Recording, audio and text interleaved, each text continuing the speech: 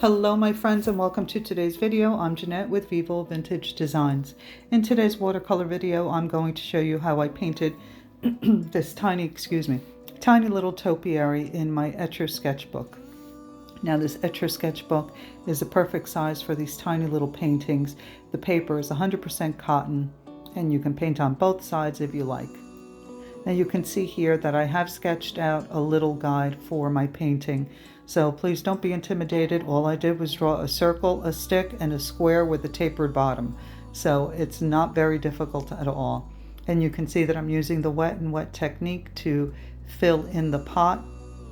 So I wet down the area where I want to apply my paint. And while the paper is damp, I'm just dropping in my color. I used a combination of buff titanium, raw umber, and burnt sienna. And towards the end, I think I may have added a little sepia, I'm not sure. And of course, use whatever colors you have available to you, whatever paint you have available. I'm using my Winsor & Newton professional paints. And the brushes I'm using are just perfect for this size painting. These are Anna Mason by Rosemary & Co. You get 5 brushes in the set. And you can see that the bristles are pretty short in comparison to some of the other brushes that I normally use. So this allows me to get the detail in these tiny paintings that I need, because I can get into those tiny little areas and create a tiny little painting with tiny little brushes. And as always, all the products used are listed in the description box with the links. So if you don't see the list, click on Show More or the arrow pointing down and the list will expand. So here you see me lifting a little bit of paint from the center of that pot because I want that to be the light area of the pot. And now I'm filling in the topiary section with some water, and I'm going to use green gold to be the first layer of the top of this topiary. So I'm just using my brush here and I'm just tapping in the shape of little leaves. You can see that they're merging together with the water. So they're softening up a little bit, and that's good. That's a great foundation for the beginning of this topiary. And now I'm just dotting in the rest of the area with the green gold.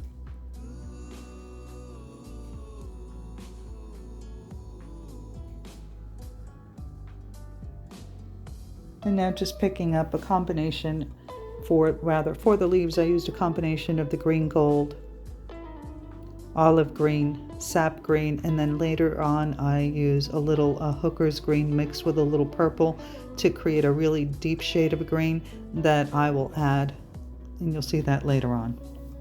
But in the meantime, I'm just using the tip of my brush to tap in the shape of these little leaves, making sure that I'm going with the shape of the circle so that my leaves are not just pointing in one direction.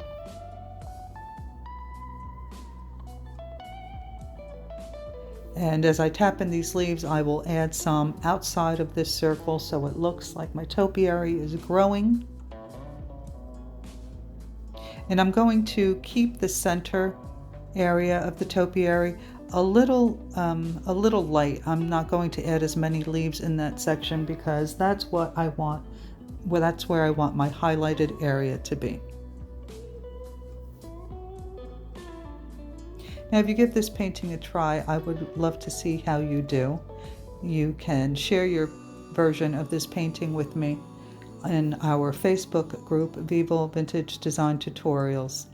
So I've created this group so that my followers on YouTube can share their versions of the paintings. I don't get to see very often how you do, so I thought that creating this group would be a lovely place for you to share your versions of the paintings and techniques learned on this channel. We have a lovely group of members that are incredibly supportive and will definitely build your confidence and offer you great support. You can also receive some feedback from them as well as me. So I hope that you consider joining and sharing your versions of the paintings learned on this channel.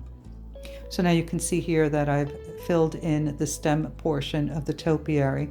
I did wet down the area first, and I used a little bit of the raw umber to fill it in first, and then I came back and add a little bit of the burnt sienna to one side to create a little shadow. Excuse me. Now I'm going back and adding a little bit more leaves to the topiary. The paper has dried a little bit, so I'm getting a little bit more definition with my leaves. So I'm just using the tip of the brush, and it's the perfect shape to create the shape of leaves. So I'm alternating between the green, gold, olive green, and sap green, so that my painting doesn't look flat. And you'll notice that as I come to the center there, I'm adding less leaves because I want that green gold that I added in the center in the beginning to shine through. And here I'm just adding a few of those little leaves outside of that circle. I don't want it to be perfectly round, that would be boring. So I'm adding a few little leaves just outside that circle. Now I'm going to let you know that at the end of the video, as I always do, I look at the painting and I decide, you know what, I could use a little bit more of this, or I should have done this. So at the end of the video, I did add a surface for my little pot to sit on, and then I did do some splattering with the combination of the greens, and I used a little bit of the brown to do a little splatter on the flower pot.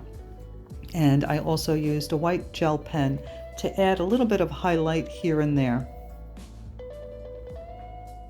So you can see here I've added a vine. I used a combination, I think, of the burnt sienna and sepia, and I used a very fine brush to create this vine. And you can see that I started out going across the stem, and as it winds around, I go behind the stem of the topiary and then right down into the flower pot. And now I'm adding a few little leaves to that vine.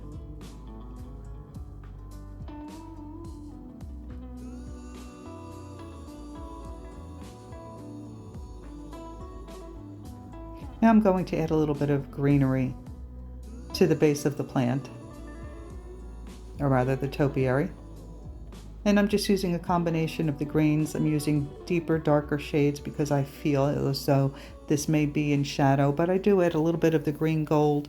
Also, again, using a combination of the different greens. Here I'm mixing a little bit of hooker's green with a little bit of purple, and you can see how deep that color becomes. So if you don't have a deep green, you can always add a little bit of purple to your green, say a hooker's green, and you can deepen the value. And now I'm just adding a little bit of this darker color at the bottom of my topiary where there might be some shadow. And I'm going to fill in the base of the topiary with this green. And again, I'll be adding a little bit of the other colors as well, just to keep it interesting. You don't want it to be flat with just one color. And now I'm binding some of this green out of the pot down towards the side, and I'll do the same in the middle and the other side as well. You can see I'm picking up the other colors to create some of these little leaves.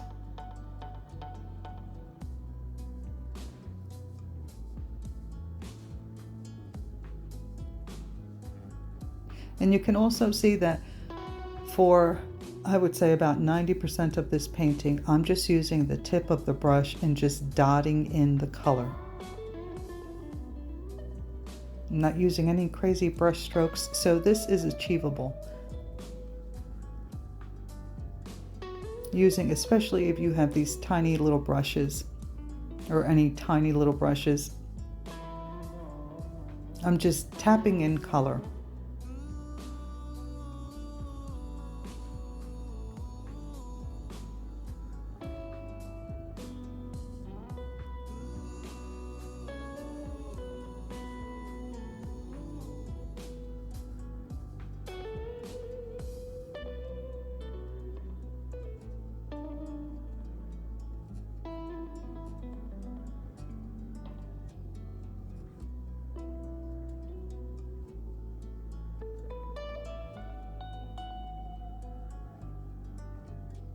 Now I'm adding a little bit of this darker color to the topiary, just basically around the outside of that circle, and a little bit towards the inside, but very little. Again, I want to keep that as my highlighted area.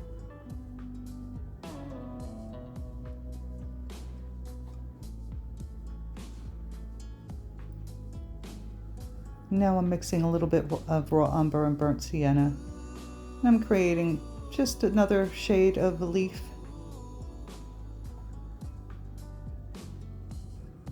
Just to keep things interesting and introduce a little bit more color.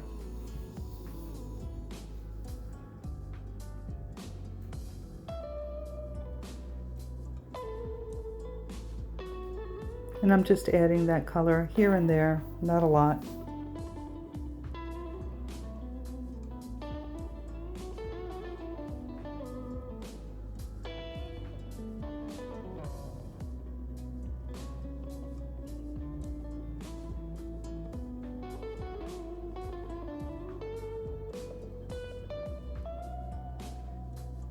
And I decided I wanted to add some more vines to the topiary. So I'm using that combination of color that I mixed and adding just a little bit more. One more vine, maybe two. And now I'm just adding a little sepia to that mix, and I'm going to deepen that color of my vine a little bit. I'm also using that combination to add a little bit more shadow to the pot. And this is on dry paper.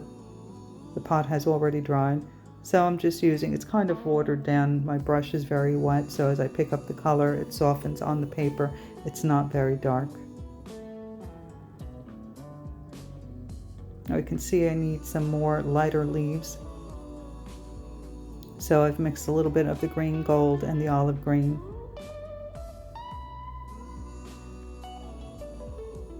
And I'm just dotting in a few more little leaves to lighten up the base of the plant.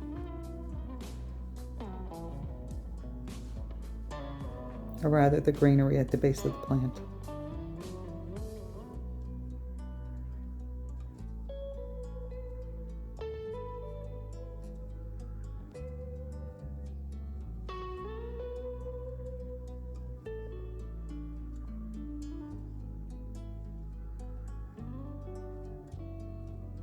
Now I'm just sharpening up my edges on the stem.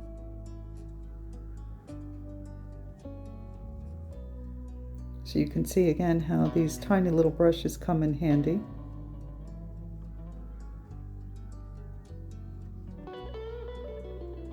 And now I'm just deepening the color of the vine. I added a little bit of sepia to my mix.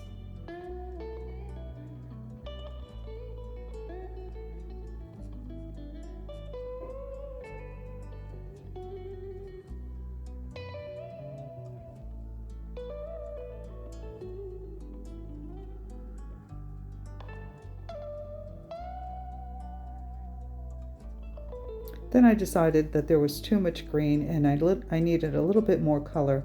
So I picked up a little bit of the alizarin crimson, and I'm just dotting in 3 little lines and creating these little flowers. I thought that maybe a little burst of color would break up the green and create a little bit more interest, make it a little bit more fun. So nothing crazy, just using the tip of the brush, again just dotting in the alizarin crimson to make it look like little flowers, and I thought that was a great addition. Well, we're coming to the end of the video. I hope you did enjoy this and that you give it a try. Please do share it with me on our Facebook group, Vivo Vintage Design Tutorials. And please don't forget to like, comment, and subscribe. Your interaction is very helpful, and it's a wonderful way to show your support. All right, everyone. Thank you so much for watching. Stick around till the end of the video, and I'll show you a picture of the finished painting. Bye.